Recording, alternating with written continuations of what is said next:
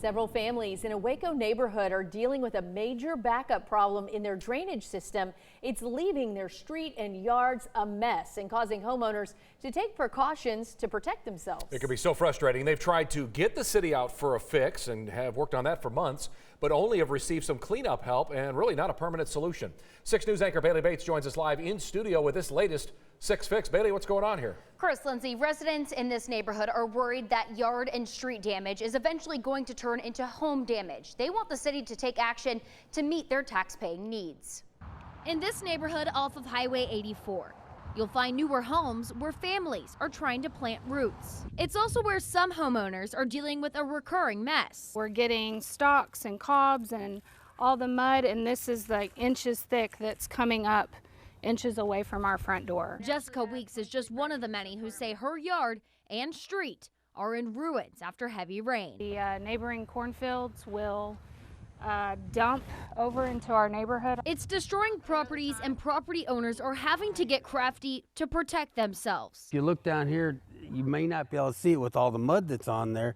I had to fill that up with concrete. The video speaks for itself. This is days after the rain moved through, leaving residents having to pick up the litter for hours. We want it to look nice, and so when something's getting damaged and nothing's being done about it when we pay taxes, that's an issue and that's a problem for us. We've called the city of Waco several times. Our neighbors have called the city of Waco multiple times. I followed the correct protocol where you go in and you put in a service request for them to come out and assess and try to fix the problem, and nothing happens. Roger Glick with the city of Waco is one of the people who has received those requests. We've been looking at this particular location for at least a year and a half. He says the Watershed Protection Division doesn't have any recommendations. We're trying to find a solution, and it's difficult because once things are built, it becomes a lot more expensive to fix them than to build them correctly in the first place. Glick says part of the problem is the subdivision was built using the city's drainage criteria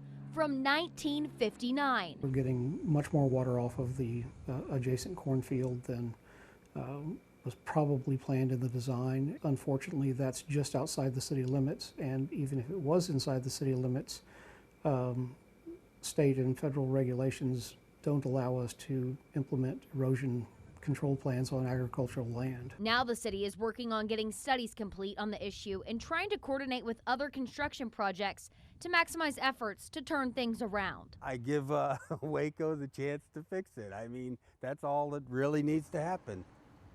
We do want to reiterate that these residents support their neighbor, the farmer, and know the benefits from the land. They just want the infrastructure to be set up to handle it all. The city of Waco tells me they are working on getting that 60-decade-old drainage criteria updated so this doesn't happen elsewhere in the city. Because technically the developer followed those rules. Right. And there's been so much growth that, I mean, you can't go back to 1959 Wow, no. and even estimate how we've developed. Right, very different since then. All right, thanks so much, Bailey. If you have a problem for a 6 Fix, text us at our number 254-777-6000 or send us an email at 6fix@kcentv.com.